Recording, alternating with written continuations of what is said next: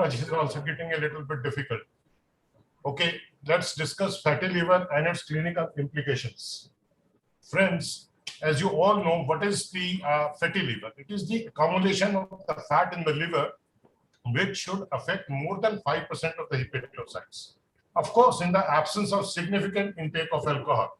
As my previous speaker said, to take alcohol in moderation, you will develop fatty liver, or later on the complications of chronic alcoholic hepatitis leading to cirrhosis, portal hypertension, and whatnot.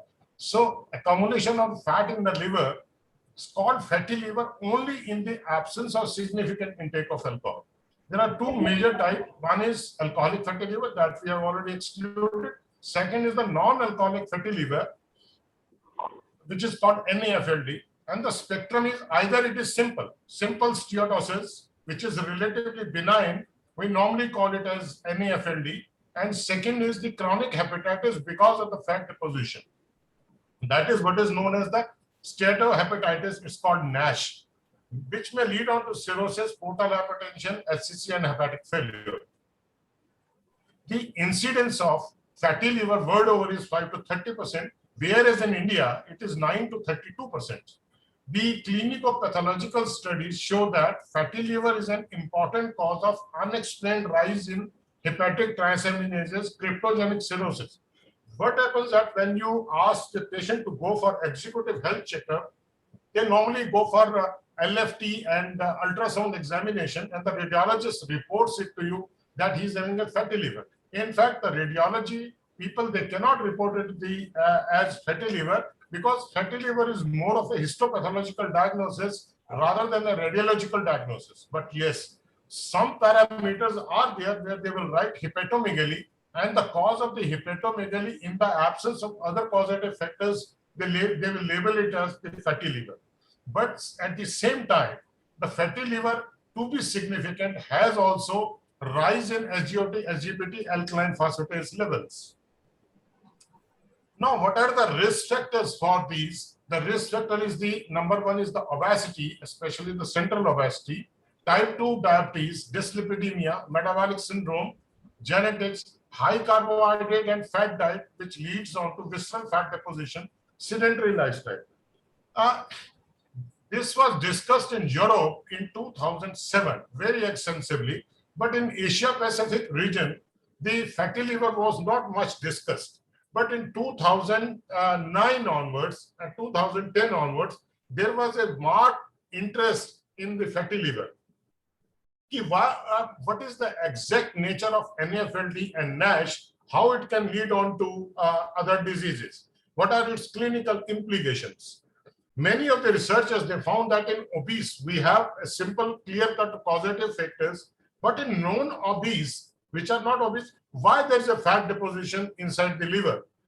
When the person is not obese or not having any metabolic syndrome, but visceral fat deposition, recent increase in the weight, high carbohydrate and fat diet, low exercise, that's called couch potato, leading on to all these factors. Now I come to the pathophysiology.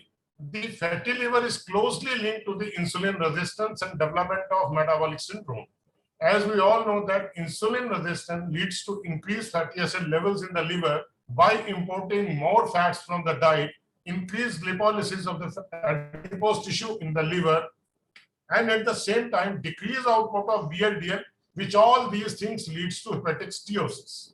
Now, this has been divided into two hits called first hit and second hit. The first hit is when you have metabolic syndrome, obesity, diabetes, leading on to insulin resistance and then steatosis, which is called NAFLD. The second hit is when there is a lot of oxidative stress, apoptosis in the liver, endoplasmic reticulum stress is there. There are pro-inflammatory adipocytokines from the white adipose tissue which are increased, and anti-inflammatory response of the adipocytokines is reduced. This all leads on to lipid peroxidase and its byproducts, which leads on to more of fibrotic process in the liver. In a NAFLD, it is the simple fat accumulation in the adipocytes, whereas in the NASH, which is a second hit, these fat cells, they go into the death period, replaced by fibrosis. This fibrosis, which leads on to further cirrhosis and portal hypertension, hepatocellular carcinoma, and portal hypertension. My dear friends, one should note that there is only fat deposition in NAFLD, hence it is considered more as a benign phenomenon, whereas the NASH, where the fibrotic process has set in, it is considered more of the malignant form. Now, what can be the clinical spectrum? Usually asymptomatic, it's fine, incidental finding in USG or an executive health checkup.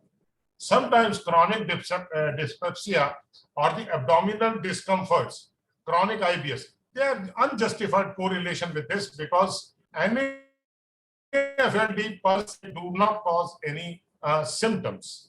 But on examination, the liver can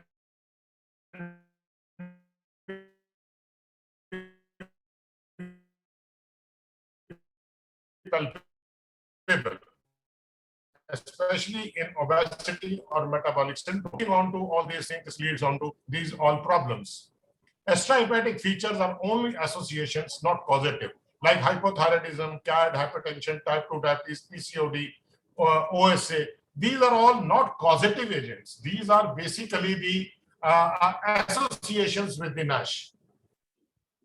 Friends, diagnostic, if we come to it, you have SGPT more than 40 international units per ml with the history of diabetes, dyslipidemia, obesity. If the SGPT is increasing, alkaline phosphatase is increasing, GGTP is increasing, you must consider that there is some deposition of the fat somewhere in the liver which is causing this anomaly.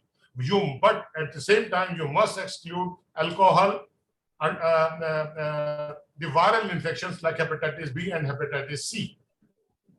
Then you can do liver imaging with ultrasound, CT, MRI, fibroscan. We're considering all these, and if you find that there is no fibrosis, more of fatty on the CT, MRI, or fibroscan, that means it is a plain and simple fatty liver. But if you find that there are some fibrotic strand has started appearing, then you should go for histopathology, liver biopsy, which will tell you that it is a NASH, not NAFLD. The diagnostic CT scan, MRI, they have 85% specificity in detecting steatosis, but no inflammation and fibrosis can be detected on CT and MRI. And the best is fibroscan. The fibrosis score they calculate considering your age, BMI, diabetes status, OT-PT ratio, albumin levels, and platelets. If your fiber score is bad, that means your liver has already started depositing fibrosis. And this fibrosis will further lead on to the further complication in the form of cirrhosis, hepatocellular carcinoma, portal hypertension, or liver failure. But NASH usually diagnosed with the presence of metabolic risk factors, because many of the times we think that these the risk factors are there and we check it. If there are no risk factors, we do not go for checking of all these, except we go for executive health checkup where we can catch these cryptogenic cirrhosis and other findings. And the best is to go for executive health checkup, as we recommend from our outpatient to go on if you do not have any symptomatic or any metabolic risk factors. But if you have metabolic risk factors, then every yearly the executive check is mandatory. Now, friends, the treatment is lifestyle modification, and only lifestyle modification is the first step and the most effective and a very strong component of the treatment. But you have to treat metabolic syndrome components also at the same time, like dyslipidemia with the statins, insulin resistance with metformin or pioglitazones, hypertension, ARBs, ACE inhibitors. They have anti-fibrotic effects. Then you have liver-specific pharmacotherapy like pentoxifylline, vitamin E, UDCA. Then you have in the recent introduced market in the diabetic treatment, we have GLP-1 agonists, DPP-4 inhibitors, and SGLT2 inhibitors. All of them, they show efficacy in reducing the fibrosis in the liver. That means they are quite helpful in the presence of metabolic risk factor, especially in the presence of type 2 diabetes. If you treat with these drugs, the fibrotic strands, they become lesser and lesser in hepatic area. Then we have nuclear receptor ligands like OCA, that is obeticholic acid, or anti-fibrotic, you have simutuzumab, and Flint trial, which showed very clearly that OCA is very effective in reducing the amount of fibrosis in the hepatocytes. And last of all, it is the bariatric surgery if BMI is more than 30, or liver transplantation if the NASH is with cirrhosis or hepatocellular carcinoma. But what is the clinical implications of this? The clinical implication of NAFLD is benign presence. Sometimes you only found on the executive health checkup, patient is totally asymptomatic. But NAFLD can also progress to cirrhosis into 4 to 5% of the period patients over a period of 18 to 15 years. And the risk factors for the NAFLD progress to cirrhosis is central obesity, type 2 diabetes, raised serum insulin level in the fasting state. The PESKIN trial showed also that in NAFLD, there can be increased CV risk also. Whereas we have been thinking so far that only the NASH causes cardiovascular comorbidities. No, the NAFLD also needs to be treated. Don't think that it is only asymptomatic, that it will not create any harm. But 4 to 5% of the patients over a long period may cause cirrhosis and may lead on to increased cardiovascular risk. Whereas NASH, which has a comparatively stormy course, it is progressing to cirrhosis is around 25% of the patients over a period of, say, 10 years to 15 years. Whereas in NAFLD, it was 4 to 5%. Here it is 25%. So that means NASH has to be treated more vigorously than NAFLD. But you cannot ignore the NAFLD at the same time. In the population of around 15 to 30%, NASH has the potential to contribute to extrahepatic cancer, diabetes, and progression to fibrosis, leading on to portal hypertension, hepatocellular carcinoma, and hepatic failure.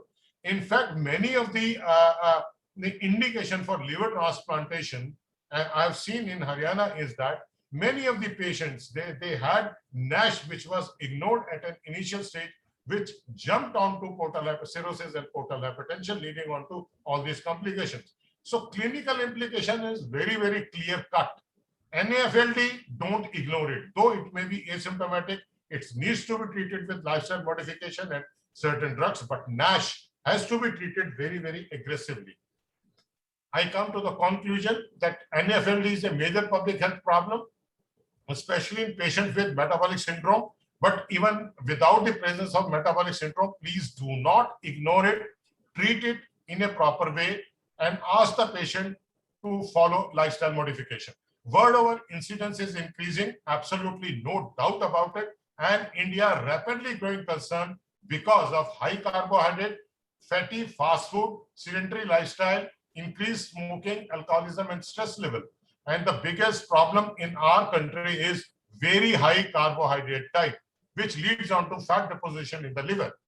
NAFLD is benign, but may cause cryptogenic cirrhosis, 4 to 5%. NASH carries cirrhosis, portal hypertension, hepatocellular carcinoma in 20 to 40% of the patient. Ideal management, I am emphasizing again and again, is lifestyle modification. Metformin, pioglitazone, vitamin E are the cornerstone of the treatment. NIDDK, NASH, CRN, PIVENS trial all have shown this, that metformin, pioglitazone, vitamin E combination is very good in treating NAFLD as well as NASH in the initial stages. All these medications reduce inflammation, but not fibrosis. For fibrosis, if it comes, you need to use OCA or simtuzumab, which has shown very promising results in PIVENS trial. DPP4, SGLT2R inhibitors, ARBs, ACE are showing good results in slowing down the fibrosis. So wherever the patient is having diabetes or hypertension associated with these fatty livers, try to use more of DPP4 inhibitors, SGLT2 inhibitors, ARBs, and ACE inhibitors. Bariatric surgery in refractory obese patient is the ray of hope. Liver transplantation is the final answer. Thank you very much. And I invite comments and questions from all of you.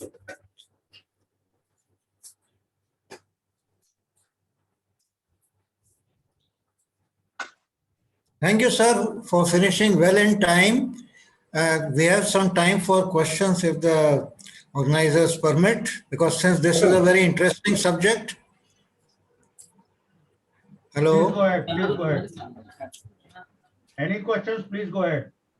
Any role of so-called hepatoprotectives, and if so, which one?